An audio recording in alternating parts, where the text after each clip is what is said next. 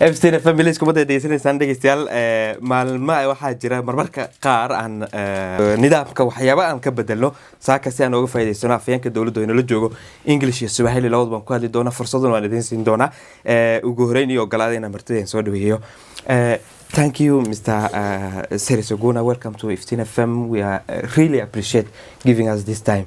First of all, there's a lot of drought that is ravaging some part of the country. How is this situation now? Thank you very much for inviting me to this show. And I'd like to start by greeting everyone who is listening to us. Assalamu alaikum popote ulipo wapenzi wasikilizaji wa idhaa hii ya Radio Iftiin. Today we're going to talk about government response to the current drought that is being experienced in some parts of the country. And I say some parts because it is not the entire country.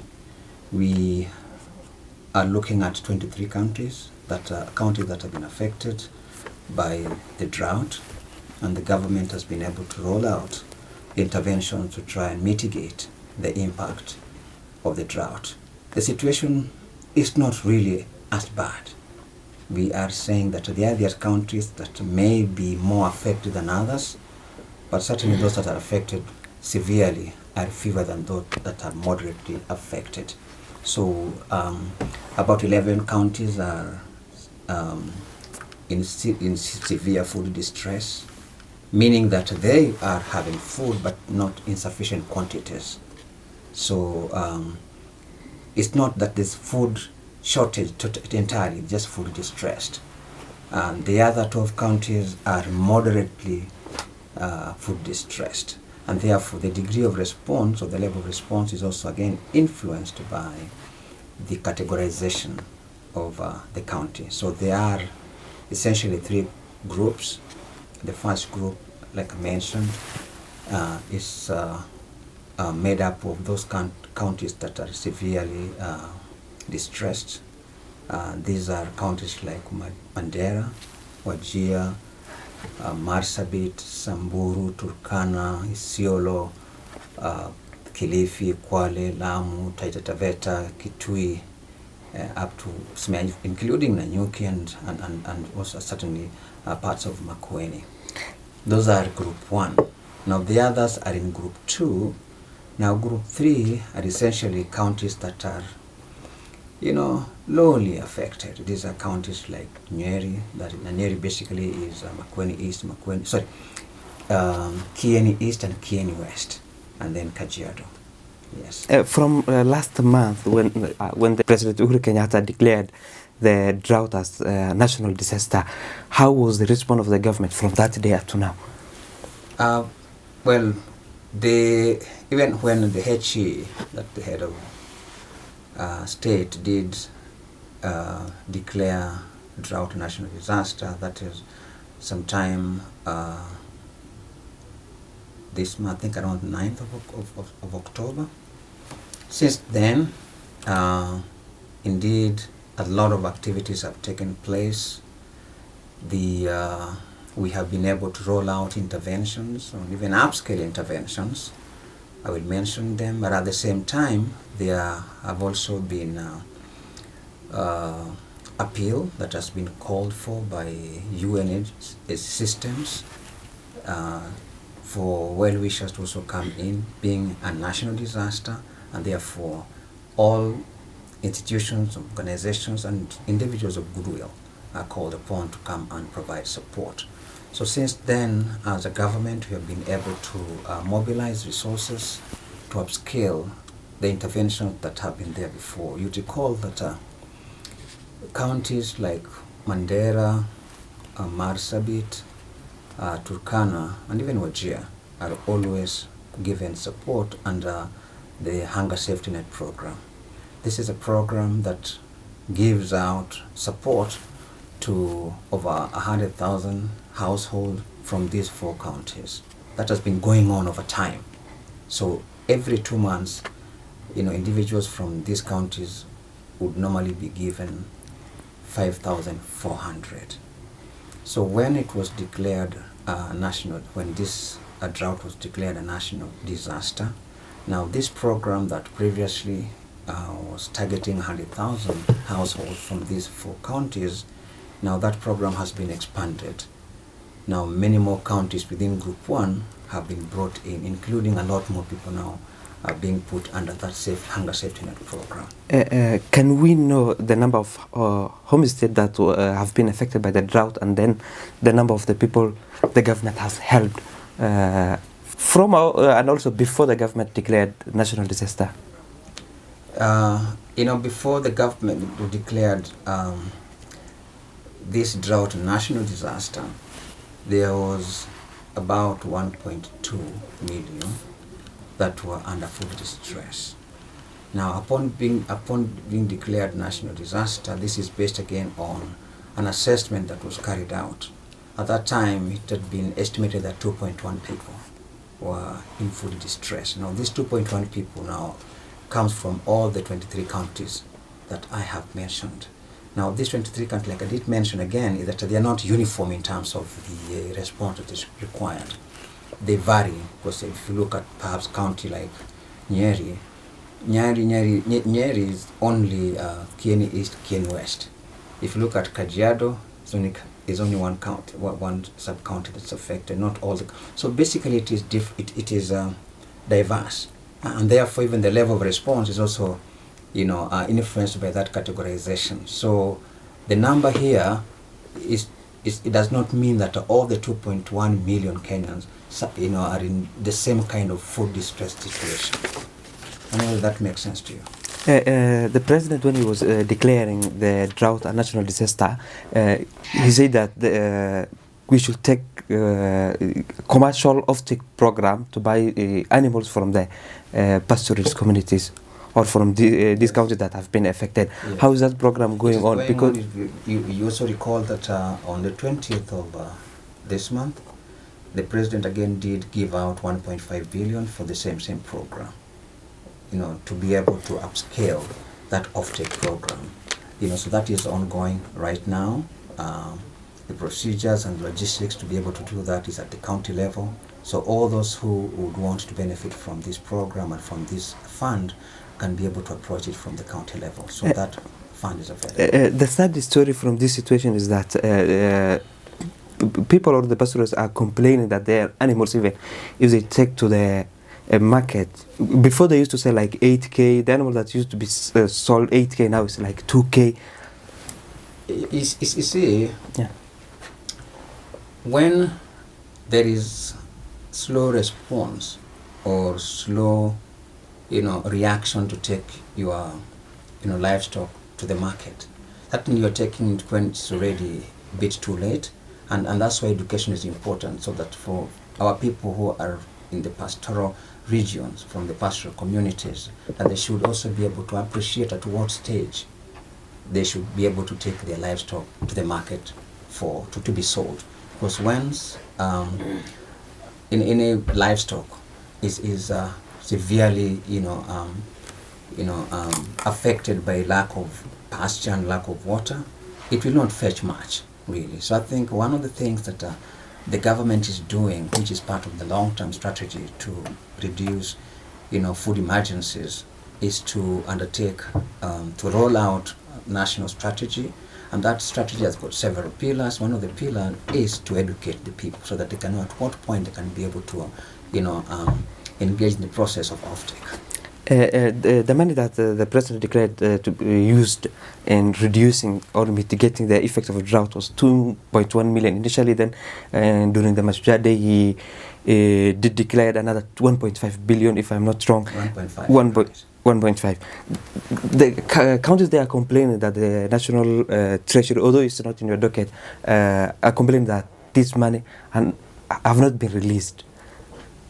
Except some, I think partially have been released, but why is it taking the government or the national treasury to release this money at once, and so that the county government will use to remember there are so many competing requirements in any country.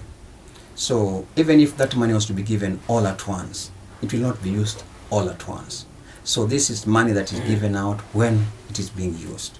So if let's say 400 million is given out, and it takes about perhaps a month to utilize that. So then in that case, you don't need to give out 800 million. So you give out 400 million. Then after 1 month, when it is depleted, then you give another 400 million. So that is how these things work. You understand? So it's like a drawdown. You're given money. Is it allocated? Yes, but as you use it, once you exhaust, then you go back for more. Because then Treasury must collect this money from the taxpayers on a monthly basis. Can we know when the government is planning to end this drought situation in Northeastern? I think perhaps the best thing to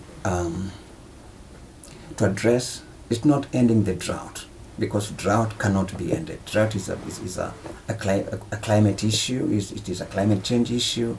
It will always be there, depending again on where we are as a country, that region. Aspect of climate change will always, one time or another, bring drought. But what we can do as a government is to limit the effect of drought. So this long-term strategy that I'm talking about is aimed at reducing food dependency that we do not have as a people, that every time there's a drought, we have to seek help from the government, is to increase and enhance the resilience of our people, right? But drought will always be there. The question is, therefore, when drought occurs, then how do we, as a people, respond to it? As a government, ours is to reduce the impact.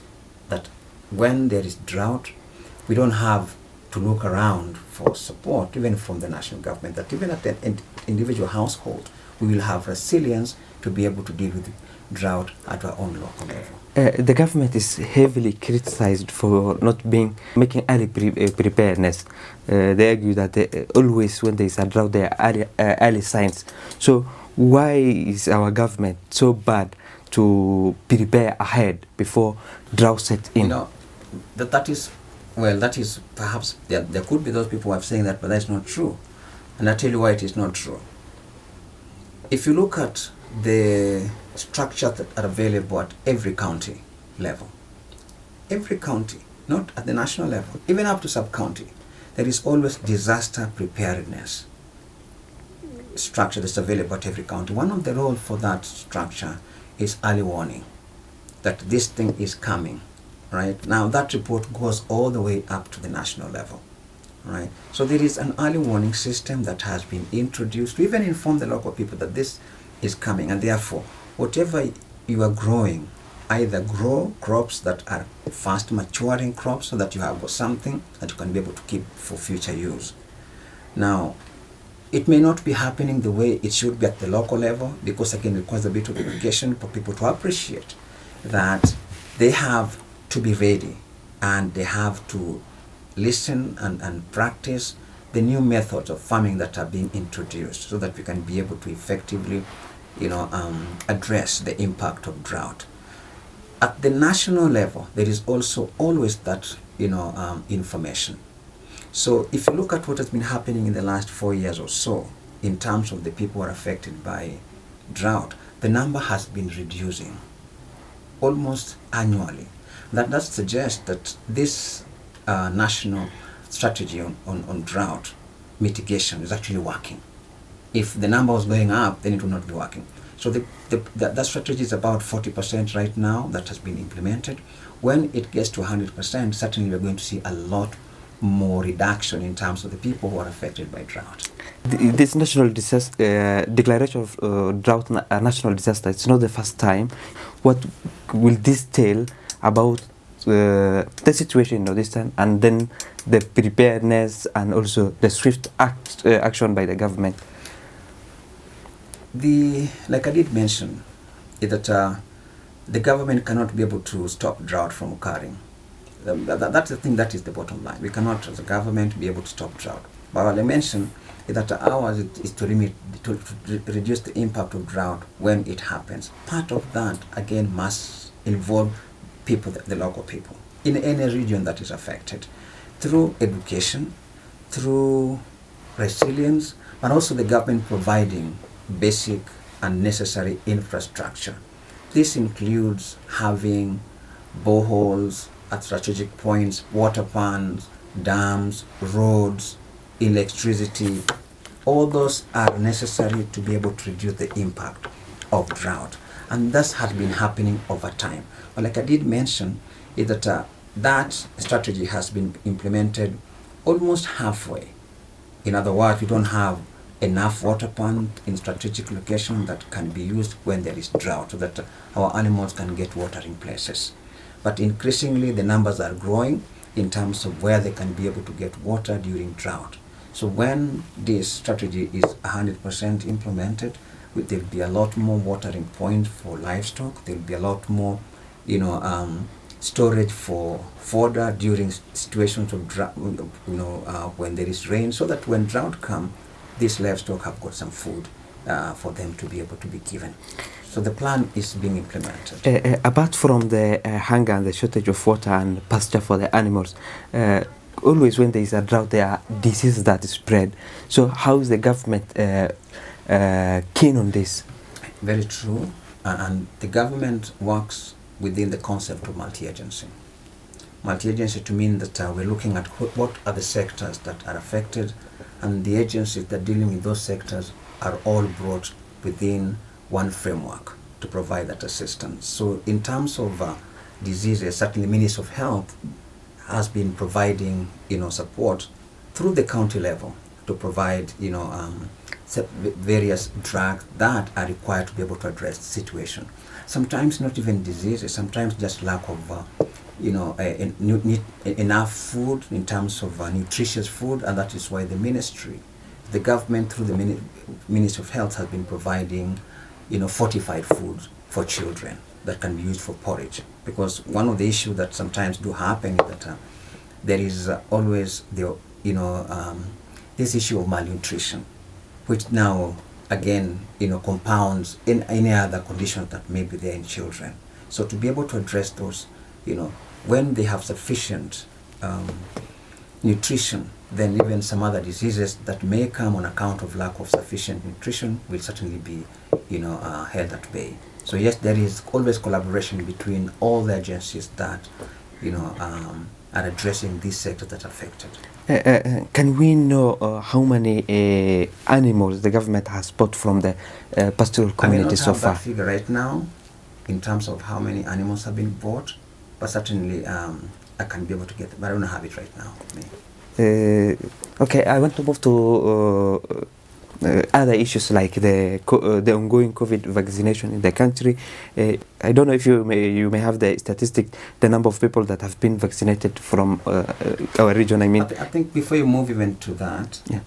COVID-19, it is important for us to appreciate the fact that even though there are countries that are food distressed, the government has sufficient food to be able to ensure that that situation is arrested, so that it does not necessarily harm any of our people in terms of losing life, right? So whoever is in any of those countries, the 23 countries that are affected, they should not be worried that there will come a time when they will probably be without food entirely. But the government is not just giving out food. The government is also providing other forms of support in terms of cash transfer. The hunger safety net is about cash transfer that goes to, previously going to those, the 4 counties, now going to all the counties that are under Group 1. In addition to that, the government, remember, has also been giving that Inua Jamii support to vulnerable members of our society. These are the old people, the orphans, as well as people living with disability. That is there. So if you look at what support is being given, there is this 2,700 per month, plus another 2,000 for Inua Jamii for old people per month, plus now food distribution that is also being given. So there is enough support that the government is providing. I would be concerned again about school-going children. Because one of the challenges that are always experienced is that during situations like now, drought, there are some children that may not be going to school because of insufficient food. So what the government has done is that this school feeding program is upscaled to ensure that all schools that are in this ASAL region continue to provide children with this school feeding program, so that children can actually stay in school. So if you look at all those,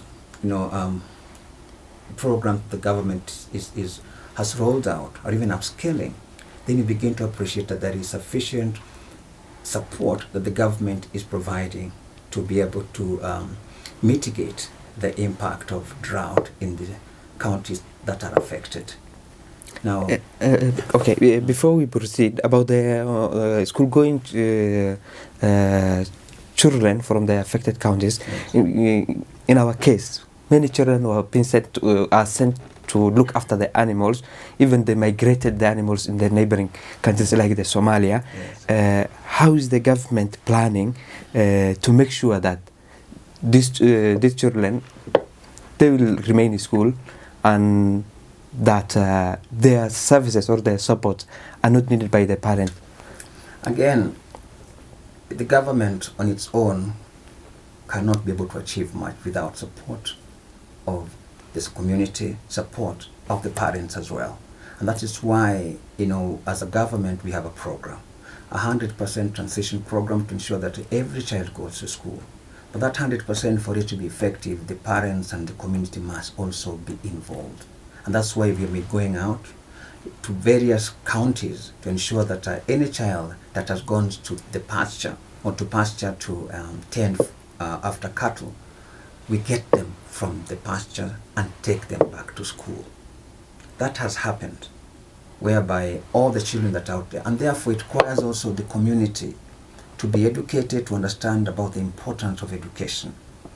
The government cannot be in every home, but every home, when we all understand the importance of education, then we appreciate that all young people, and again it's their basic right to be in school. So we are calling also upon the community leaders to ensure that these young men and women who sometimes are, gotten out of school for other social issues are taken back to school. Then animals are dying in large numbers, and then across the roads or over the roads you will see quite numbers of animals carcass. How will that affect the environment and also the diseases that may be came out of that as a result of that? Indeed, there are animals that certainly are dying because of lack of water and insufficient pasture. That is something we cannot be able to dispute, right? But again, these animals belong to someone.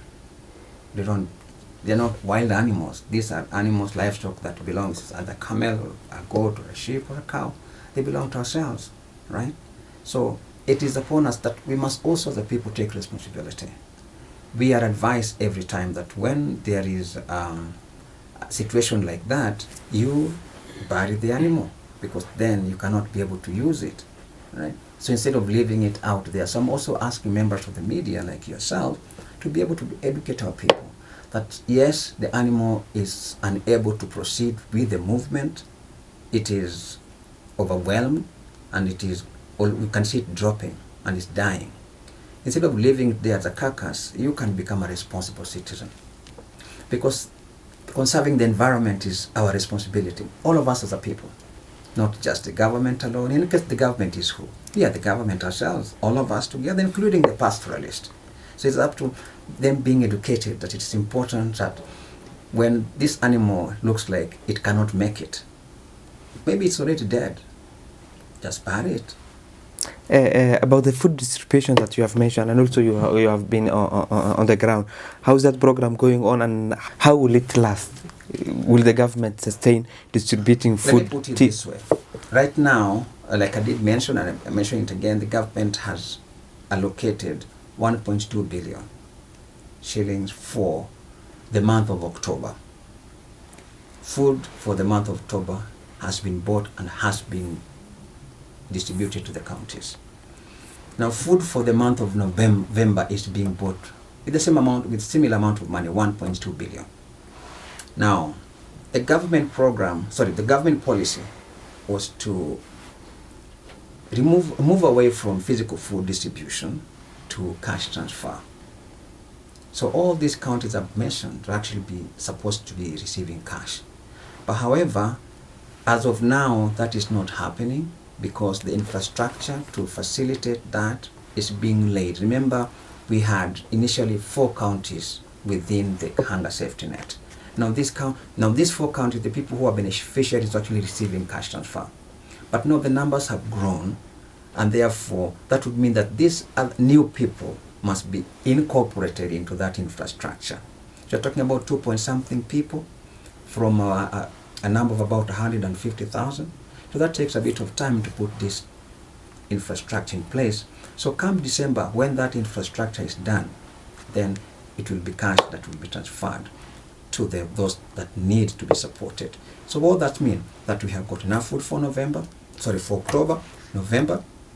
Now depending on the behavior of the rain, if no rains at all, then and the infrastructure is in place, then there will be cash transfer in December. If it will not have been completed, then again we will continue to distribute food in the month of December. So that December is dependent on the infrastructure for cash transfer being completed and the behavior of the rains in that period.